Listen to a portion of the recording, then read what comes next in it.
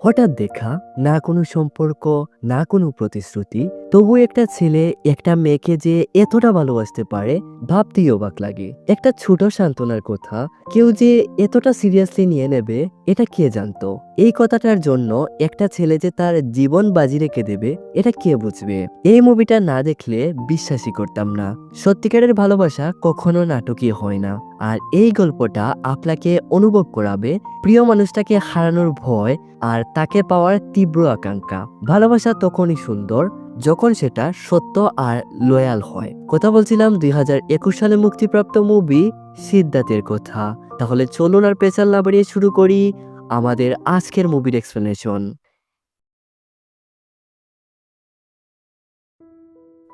সিনেমার শুরুতে আমরা কয়েকজন লোককে দেখতে পাই একটা নির্জন এলাকায় বসে আগুন পোহাচ্ছিল। কিছুক্ষণ পর একজন লোক এসে বলে, তোমাদের কাছে যদি কোনো আইডি পাসপোর্ট থেকে থাকে বা যেগুলো দিয়ে মনে করো তোমাদের পরিচয় বহন করে, সব জ্বালিয়ে দাও। সবাই লোকটার কথা মতো নিজেদের কাছে থাকা সব কাগজপত্র জ্বালিয়ে দেয়। তো এরপর আমরা দেখতে পাই একটা ট্রাকের কন্টেইনারে এরা সবাই বসে আছে। এরা মোট 4 জন ছিল।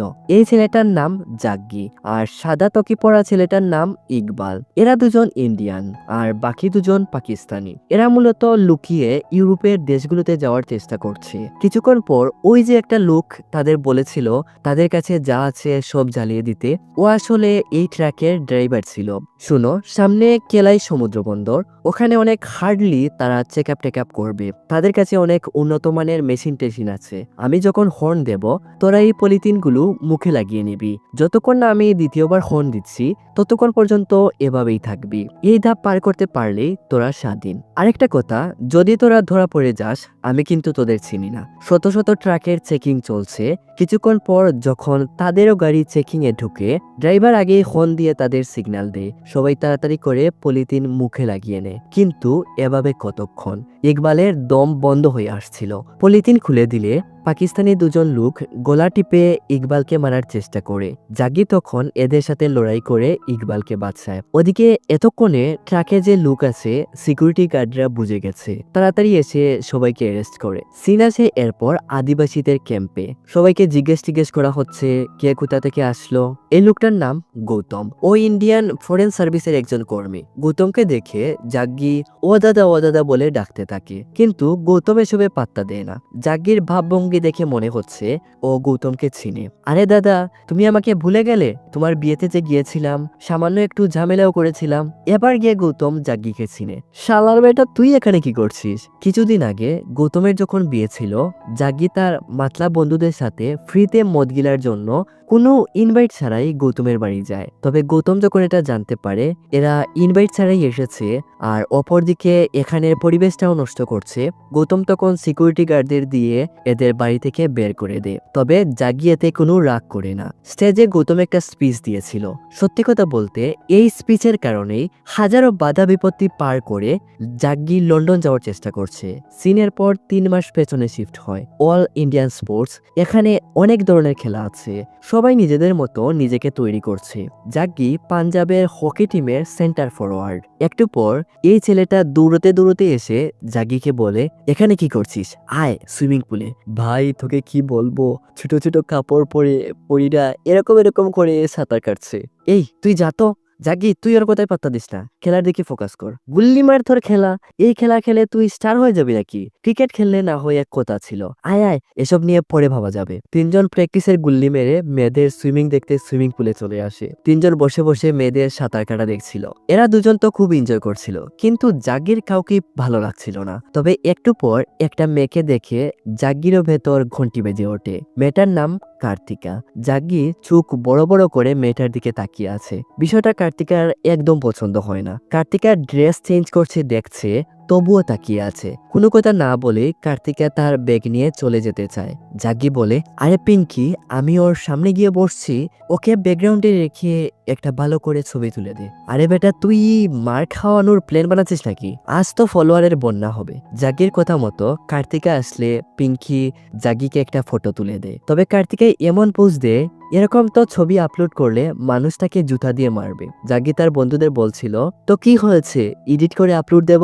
এসব কথা শুনে কার্তিকা বলে, এই তোর সমস্যা কি রে, আমি বুঝতে পারছি না। কাপড় চেঞ্জ করার সময় নির্লজ্জের মতো তাকিয়েছিলি, এখন পারমিশন ছাড়া ফটো তুলে বলছিস সোশ্যাল মিডিয়ায় আপলোড করবি। কার্তিকের বান্ধবী শিলা বলে, এই তুই মনে হয় ওর বাপকে চিনিস না, বেশি বাড়াবাড়ি করিস না, না হলে লন্ডনে থেকেই তোর জিনা হারাম করে দেবে। ছবিটা ভুলেও কোথাও পোস্ট টোস্ট করিস না। এরকম আর কি ধমক টমক ভয় টয় দেখিয়ে কার্তিক আর শিলা চলে আসে। ভয়ে হয়তো জাগি আর ছবিটা পোস্ট করবে না, কিন্তু জাগি তো ওরকম ছেলেই না, হুট করেই সবকিছু সিরিয়াসলি নিয়ে নেবে। ও ছবিটা তার মতো করে এডিট করে সোশ্যাল মিডিয়ায় আপলোড করে দেয়। আর ছবিটা এত ভাইরাল হয়, শেষ পর্যন্ত কার্তিকের বান্ধবী শিলার নিউজ ফিডেও চলে আসে। কার্তিকের বিষয়টা জানার পর এতটা রেগে যায়, তবে তার মুখে কোনো রাগের অস্তিত্ব উপলব্ধি করা যাচ্ছিল না। কিরকম একটা শয়তানি মুস্কিমারকে হাসি দেয়। এরপর তার কয়েকজন বান্ধবীকে নিয়ে সোজা চলে যায় ছেলেদের ড্রেসিং রুমে। এরপর এদের প্রত্যেকের কাপড় খুলে ছবি তুলতে থাকে। জাগি এরকম একটা সিচুয়েশনে থাকার পরও পোজ দিতে শুরু করে। জাগি বলে, ছবি তুলতে থাক, একে তো তোর ফোনের ব্যাটারি শেষ হয়ে যাবে, কিন্তু আমার পোজ শেষ হবে না। কার্তিক আর শিলা যখন বুঝতে পারে আসলেই জাগ্গি লজ্জা না পেয়ে ছবির পোজ নিয়ে এনজয় করছে, একটা সময় তারা দুজনই জাগ্গিকে দেখে লজ্জায় চলে যায়। সিনেসে পরের দিন কার্তিকার টিমের সবার টাইমিং এতটাই খারাপ, তারা মেডেল জেতার কোনো যোগ্যতাই রাখে না। তাই কোচ তাদের সবাইকে একটু গালিগালাজ করে ভালো করে সাঁতার কাটার পরামর্শ দেয়। তো কার্তিকা এরপর আবার প্র্যাকটিস শুরু করে। এদিকে প্রত্যেক দিনের মতো জাগ্গিও এসে বসে কার্তিকার সুইমিং এনজয় করছিল। এমনিতেও কোনো কাজের না। কার্তিকা যখন দেখে জাগ্গি এখান থেকে সরছেই না, ও তখন জাগ্গিকে বলে, এমনিতেই তো বসে আছিস, যা ব্যাগের মধ্যে স্টপওয়াচ আছে, ওটা এনে টাইমিং গুলো কাউন্ট কর। জাগ্গি এতে বিরক্ত না হয়ে খুশি খুশি স্টপওয়াচ এনে টাইমিং গুলো কাউন্ট করতে থাকে। কিছুক্ষণ পর কার্তিকা পুল থেকে উঠে আসলে জাগ্গি কার্তিকার টাইমিং দেখে বলে, তোর যে অবস্থা, মেডেল জিতবে কি? এমনিতেই কার্তিকার মুড নেই, কিভাবে টাইমিং মেনটেন করবে। ওদিকে তখনই জাগ্গি আবার বলে ওঠে, তোর আর সুইমিং টুইমিং করে কোনো লাভ হবে বলে আমার মনে হচ্ছে না, তোর ওজন আগে কমা। এরপর এক দৌড়ে এখান থেকে চলে যায়। বিকেলবেলা যখন জাগ্গি তার টিমকে নিয়ে হকি প্র্যাকটিস করছিল, তখন কার্তিকা রেগে মেগে এসে বলে, এই সকালে তুই আমাকে কি বলেছিলি আমার ওজন বেশি? তুই এত সাহস কোথা থেকে পেয়েছিস? হ্যাঁ ঠিকই তো বলেছি, তোর ওজন মেপে দেখ, 300 কিলোর উপরে হবে। কি কি কি কি বললি?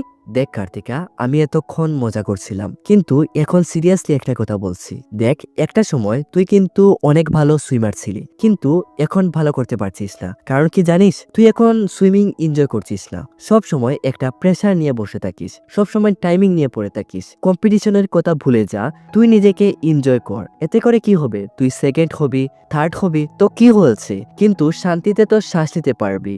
যা, নিজের মতো করে প্র্যাকটিস শুরু কর। তো পরের দিন কার্তিকা নিজের মতো করে সব প্রেসার টেনশন বাদ দিয়ে প্র্যাকটিস শুরু করে। এতে টাইমিং আগে যেও 101 ছিল, এখন আরো বেড়ে যায়। একটা সময় জাগ্গি রেগে বলে, তোর থেকে ভালো আমিই করতে পারবো। এতে করে কার্তিকার রাগ উঠে যায় আর পুল থেকে উঠে আসে। তো যা কর গিয়ে, দেখি আমিও। এরপর জাগ্গিকে কার্তিকা ধাক্কা মেরে পানিতে ফেলে দেয়। জাগ্গি বারবার বলছিল, আমি সাঁতার কাটা পারি না রে, আমাকে তুল। কার্তিক আর শিলা মনে করে জাগ্গি মজা করছে, কিন্তু একটু পর দেখা যায় জাগ্গি পানির নিচে তলিয়ে গেছে। কার্তিকের তাড়াতাড়ি গিয়ে জাগ্গিকে তুলে। জাগ্গি জল খেয়ে অজ্ঞান হয়ে গেছে। কার্তিকের সিপিআর দিয়ে জাগ্গির জ্ঞান আসলে বলে, তুই আমাকে কিস করেছিস তাই না? কার্তিকা বলে, শালার বেটা, আমি তোকে সিপিআর দিয়েছি, তুই যাই বল, আমাদের এলাকাতে এটাকে কিসি বলে। কার্তিকের মুড আবার জাগ্গি নষ্ট করে দেয়। কার্তিকের রেগে তার ব্যাগ নিয়ে চলে যায়। রাতের বেলা জাগ্গি কার্তিকাকে সরি টরি বলে একটা ক্লাবে নিয়ে আসে। সবাই অনেক মজা করে কয়েক ঘন্টা এভাবেই চলে যায়। রাতের বেলা জাগ্গি আবার কার্তিকাকে তার ফ্ল্যাটে পৌঁছে দেয়। তবে আজ কার্তিকা কেন জানি জাগ্গির উপর ইমপ্রেস হয়ে জাগ্গিকে কিস করে বসে। এরপর জাগ্গিকে রুমের ভেতর নিয়ে যায়। পরের দিন কার্তিকের বাবা কার্তিকাকে ফোন করে যাচ্ছে, কিন্তু কার্তিকা ফোন উঠাচ্ছে না। কার্তিকার বাবা শিলাকে কল করে বলে, কার্তিকা ফোন তুলছে না কেন রে শিলা? শিলা বলে, ও যে হার্ড ওয়ার্ক করছে, ক্লান্ত হয়ে ঘুমিয়ে পড়েছে হয়তো। শিলার কাছে কার্তিকার রুমের অ্যাক্সেস ছিল।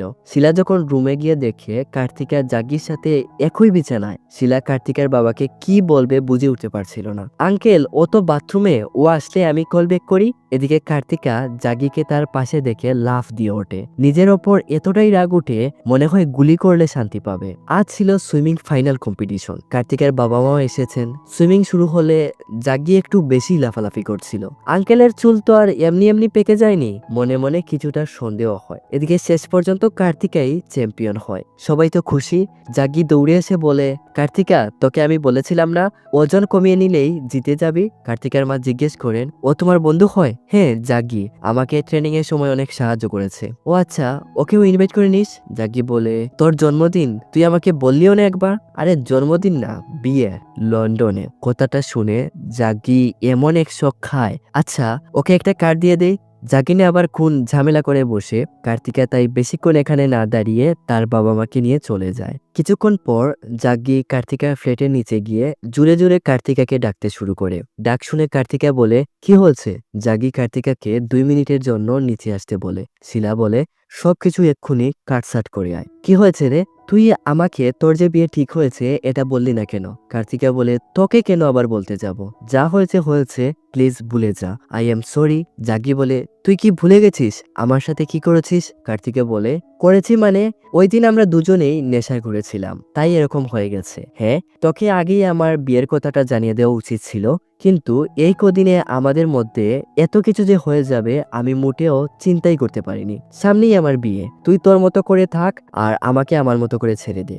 জাগি রেগে মেগে চলে যায়। রাতে জাগি আর তার বন্ধুরা ওদিকে কার্তিকা আর শিলাও একটা ক্লাবে আসে। স্টেজে একটা ছেলে গান গাচ্ছিল। তার গান শেষ হলে একজন এসে বলে, আর কি কেউ আছো এখানে নাচতে বা গাইতে চাও? তখন জাগি হাত তুলে বলে, আমি নাচবো। কার্তিকা মনে মনে ভাবে এবার ইমোশনাল একটা গান বাজিয়ে সবাইকে ইমোশনাল করবে আর কি। তাই কার্তিকা চলে যেতে চায়, কিন্তু শিলা আটকায়। ও মা, এ কি? জাগি দেখি ইমোশনাল না হয়ে ইয়াম্মা ইয়াম্মা গানের সাথে মন খুলে নাচছে। যাই হোক, জাগি যে নিজেকে মানিয়ে নিতে পেরেছে এটা ভেবেই কার্তিকা অনেক খুশি। নাচানাচি শেষ করে জাগি কার্তিকার কাছে আসে। কিরে, কেমন হলো আমার নাচ? কার্তিকা বলে, আমি তো ভেবেছিলাম তুই ইমোশনাল গান বাজিয়ে কান্না করতে শুরু করবি, কিন্তু ও মা, তার উল্টোটাই হলো। তুই এক চিজ রে বেটা। জাগি বলে, এই আমরা পাঞ্জাবি, এই একটা জিনিস আমাদের কাছে খুবই স্পেশাল। ভেতরে যাই হোক, কখনো ভেঙে পড়া যাবে না। এই কার্তিকা, প্লিজ বিয়েটা করিস না, আমাকে অন্তত একটা চান্স দে। কার্তিকা বলে, প্লিজ এই বিষয়ে আর কথা বাড়াস না। এখানে আসার আগেই আমার বিয়ে ফিক্সড করা ছিল। জানি না কিভাবে তোর সাথে হঠাৎ করে এত ক্লোজ হয়ে গেলাম। আমি মনে করি এসব কিছু ভুলে তোর নতুন করে সবকিছু শুরু করা উচিত। কিন্তু জাগি এটা মানতে পারছিল না। ও আসলে এই কার্তিকাকে অনেক ভালোবেসে ফেলেছে, কিন্তু কার্তিকার হাবসাব দেখে এটা বোঝা যায় কার্তিকা কখনো জাগিকে ভালোই বাসেনি। হঠাৎ করে ওই দিন নেশার ঘুরে কাজটা হয়ে গিয়েছিল। জাগি বারবার বলে বিয়েটা ক্যান্সেল করে দিতে। একটা সময় কার্তিকা বলে, যদি 3 মাস এভাবে তুই আমাকে ফিল করিস তো চলে আসিস লন্ডনে। আমি তোকে কথা দিচ্ছি আমি আমার বিয়ে ক্যান্সেল করে দেব। কার্তিকা এটা ভেবে কথাটা বলেছে ও তো 2-3 দিনের মধ্যেই লন্ডন চলে যাবে। এই 3 মাসে হয়তো জাগি তাকে ভুলে যাবে। কে এরকম একজনকে না পেয়ে মনে রাখবে? তার মাঝে কোনো কথাবার্তাও হবে না। শেষবার মতো জাগি আর কার্তিকা আজকের রাতটা অনেক মজা করে কাটায়। এরপর সিন আসে বর্তমানে। গৌতম বলে, এই না হলে তোর কাহিনী, ভিসার জায়গায় ওর কার্ড নিয়ে এসেছিস? জাগি বলে, তো আর কি করতাম, ভিসার জন্য অ্যাপ্লাই করেছিলাম, রিজেক্ট হয়ে গেল। ওদিকে এজেন্ট আমার সব টাকা মেরে পালিয়েছে। এছাড়া তো আমার কাছে আর কোনো রাস্তাও ছিল না। আর এমনিতেও লন্ডন আর ইন্ডিয়ার দূরত্ব এই দেখুন। এসব দেখতে দেখতে আর শুনতে শুনতে গৌতম বলে, জাগি তুই তো আমার লাভ স্টোরির স্পিচের উপর ইমপ্রেস হয়েই এখানে এসেছিস। দেখ জাগি, এটা একটা সাধারণ ওয়েডিং রিসেপশন স্পিচ, এখানে এত অবাক হওয়ার কিছু না।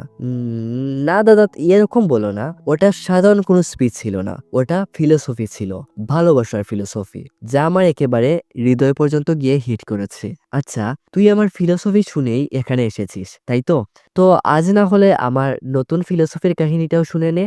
এর আগে গৌতমের ওই স্পিচটা কি একটু বলি। গৌতমের বিয়ের দিন তো জাগি তার বন্ধুদের নিয়ে ফ্রিতে মদ খাওয়ার জন্য গৌতমের বাড়ি গিয়েছিল। গৌতমের স্ত্রীর নাম তীরা। দুজন দুজনকে তারা খুবই ভালোবাসে। উইডিং এ গৌতম তীরার উপর ইমপ্রেস হয়ে বলে, তীরা, তোমার সাথে যদি আমার ইন্ডিয়াতে দেখা না হতো তো আমেরিকা হতো, আমেরিকায় দেখা না হলে ফ্রান্সে দেখা হতো। আমি দুনিয়ার যে কোনো গলি, যে কোনো শহর, প্রত্যেকটা গ্রাম থেকে তোমাকে খুঁজে বের করতাম, কারণ তুমি আমার ভাগ্যতে লেখা আছো। তো এরপর তাদের দুজনের মধ্যে কি কারণে ঝামেলা লেগে যায়, এখন চলুন সেই সম্পর্কে জানি। সিন আবার 3 মাস পেছনে যায়। গৌতম আর তীরা দুজনেই সরকারি চাকরিজীবী। গৌতমের চাকরির কথা তো জানেনি, ইন্ডিয়ান ফরেন সার্ভিসের লোক। তীরা কিসের চাকরি করে স্পষ্ট করে বলতে পারছি না, তবে হালকা করে একটা ধারণা দিতে পারি, মানুষের অধিকার, মানবাধিকার, এইসব নিয়েই তার ঘাটাঘাটি। তো দেখুন, তাদের কাজ কিন্তু দুটো এবং আলাদা আলাদা। একরকম তীরা মানুষকে পুনর্বাসনের ব্যবস্থা করে, আর গৌতম দেশের নিয়ম শৃঙ্খলা ঠিক রাখে। এর জন্য তাদের দুজনের মধ্যে বেশিরভাগ সময়ই এইসব বিষয় নিয়ে কথা কাটাকাটি হয়। এর মধ্যে একদিন এমন একটা ঘটনা ঘটে যার জন্য তারা দুজন সম্পূর্ণ আলাদা হয়ে যায়। একদিন গৌতম আর তীরা একটা হোটেলে খাবার খাওয়ার জন্য যাচ্ছিল। মাঝ রাস্তায় দাঁড়িয়ে একটা ছেলে কিসব জিনিসপত্র বিক্রি করছিল। তীরা আর গৌতম আসলে ছেলেটা কিছু কেনার জন্য বলে। তীরা ছেলেটার মুখের দিকে তাকিয়ে জিজ্ঞেস করে, তুমি কি কিছু খেয়েছো? ছেলেটা বলে, না দিদি, 2 দিন ধরে কিছুই খাওয়া হয়নি। তো তীরা পাশের একটা দোকান থেকে ছেলেটার জন্য খাবার আনতে চলে যায়। ছেলেটা হিন্দিতে কথা বলছিল দেখে গৌতমের কিছুটা সন্দেহ হয়। গৌতম জিজ্ঞেস করে, কোথায় থাকো তুমি? ছেলেটা গৌতমকে ভরসা করে বলে, অমুক জায়গায় একটা ক্যাম্প আছে। আমি শুধু এখানে ইন্ডিয়ান, পাকিস্তানি, বাংলাদেশি, আফ্রিকান, আমরা 30 থেকে 40 জন ওখানে থাকি। বলে রাখি এই জায়গাটা হচ্ছে ফ্রান্স। তো গৌতম যখন ইন্ডিয়ান ফরেস্ট সার্ভিসের লোক ছিল, দেশের খেয়াল রাখাটা তার কর্তব্য।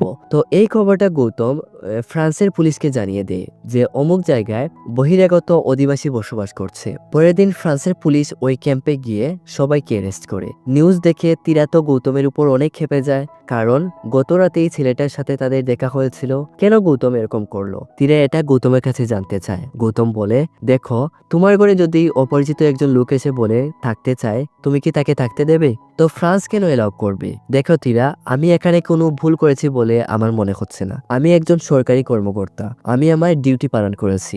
এরকম ঝগড়া করতে করতে একটা সময় তীরা গৌতমকে বলে ও আর তার সাথে থাকতে পারবে না। ও যে গৌতমকে বিয়ে করেছে, এই গৌতম আর ওই গৌতমের সাথে আকাশ পাতাল পার্থক্য। তীরা গৌতমকে এবার ডিভোর্স দিতে চায়। এরপর সিন আসে আবার বর্তমানে। গৌতম বলে, এই হলো আমার লাভ স্টোরির পুরো কাহিনী, শর্ট এবং সুইট। এগুলো থেকে ইন্সপায়ার হয়ে যা, আর সামনের দিনগুলো কিভাবে সুন্দর করবি এটা নিয়ে ভাব। যে মেয়েটার জন্য তুই পাগল, ওই মেয়েটাই নিজের ইচ্ছেতে অন্য কাউকে বিয়ে করতে যাচ্ছে, আর তুই ওর পেছনে পড়ে আছিস। বুঝার চেষ্টা কর জাকি, তোর এই লাভ স্টোরির পেছনে কোনো হ্যাপি এন্ডিং নেই। গৌতমের পর মারফাতেইয়া নামে একজনকে ফোন করে বলে জাগির জন্য আর্জেন্ট ইন্ডিয়ার ফ্লাইটের টিকিট বুক করার জন্য। তো এরপর গৌতম জাগিকে নিয়ে এয়ারপোর্টে যাওয়ার জন্য বেরিয়ে পড়ে। মাঝ রাস্তায় মারফাতিয়া কল করে জানায় এখন এয়ারপোর্টে না আসতে। জাগির মতো আরো 2 জন ইল্লিগাল লোকে পাওয়া গেছে, ওদের কাজটা শেষ করে জাগির কাজটা করতে হবে। গৌতম তখন জাগিকে নিয়ে এয়ারপোর্টের একটা হোটেলে গিয়ে ওঠে। সুযোগ বুঝে জাগি বিল্ডিং থেকে লাফ দেয়। এত উঁচু থেকে লাফ দিয়ে নিচে পড়লেও জাগির কিছুই হয় না, কারণ জাগি নিচে গিয়ে কতগুলো তুলাবর্তী ব্যাগের উপর পড়ে। জাগি গৌতমকে বলে, দাদা, তুমি এত সহজে হার মেনে নিলেও আমি হার মানব না, আমাকে মাফ করে দেবেন, আমাকে কার্তিকের কাছে যেতেই হবে। তো গাইস, আজকের মতো ভিডিওটা এখানেই শেষ করতে হচ্ছে। দ্বিতীয় পার্ট 3 দিনের ভেতরেই পেয়ে যাবেন, তাই সাবস্ক্রাইব করে পাশে থাকবেন। আজকের মতো এখানেই বিদায় নিচ্ছি। ভিডিওটা আপনার কাছে কেমন লাগলো অবশ্যই কমেন্ট করে জানাবেন, আর চ্যানেলে নতুন হয়ে থাকলে সাবস্ক্রাইব করে পাশে থাকবেন। তো দেখা হচ্ছে নতুন কোনো ভিডিওর সাথে। ততক্ষণ পর্যন্ত নিজেদের খেয়াল রাখবেন, সুস্থ থাকবেন। ধন্যবাদ।